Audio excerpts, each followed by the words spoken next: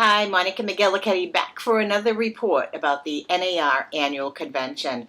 Yesterday was a pretty jam-packed day for me. I did the risk management forum and then the risk management committee meeting, as well as visiting the trade show. But let me just tell you, when I go home, the first thing I am going to do is I'm going to look at my smoke detectors, because one of the sessions that I attended was in risk management. It was all about the silent alarms and deadly nights, and it really scared me because there is a huge difference. And let me just tell you that the majority of us have what we call ionization type smoke detectors, and there's another one called photoelectric. Photoelectric might be a few dollars more, but do yourself a favor, look it up, Google it.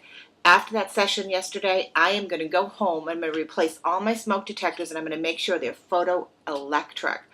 And then I think I can sleep better. So that was like a huge takeaway for me, and I'll write a little bit more about it on a blog post when we get back. The second thing that really concerned me a whole lot, and many people in the risk management committee, is that if you're doing short sales, you need to be really careful to make sure that you read the short sale addendum that you might be required, if it's a Freddie Mac transaction, to sign right before closing.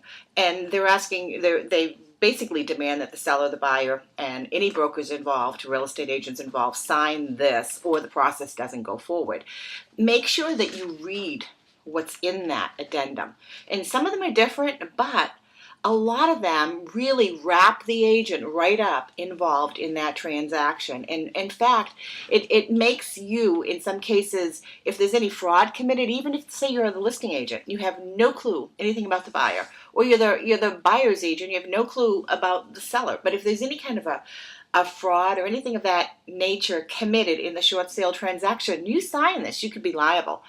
And in some cases, it's even buying back the house. And then if you don't sign it, it's sort of a double-edged sword for a broker, because if you don't sign it, you hold up the transaction, and then there could be some issues with your seller, with your fiduciary duties. So NAR is really looking into this, and my takeaway on this is read the addendum, talk to your broker before you sign it. Make sure that your broker, your manager, your principal broker is okay with this, and your sellers as well, even your buyers, because they're also equally responsible.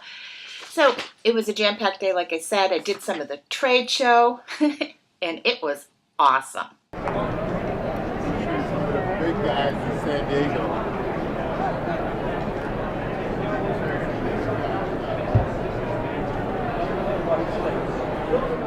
And then, of course, we had our New Hampshire night out, and we went to Tommy Bahamas. We all met at the Marriott, and some people drove over, but many of us took a little bus over together, and we just had a wonderful night. It was a Dutch Treat NHAR night out, and I'll tell you, every time I come to a conference, I look forward to our NHAR night out, because it's a lot of fun to network with our peers back from New Hampshire. So thank you to NHAR and to this year's president, Mr. Tom Riley, and our president-elect, soon-to-be president, John Rice. We had a fantastic night.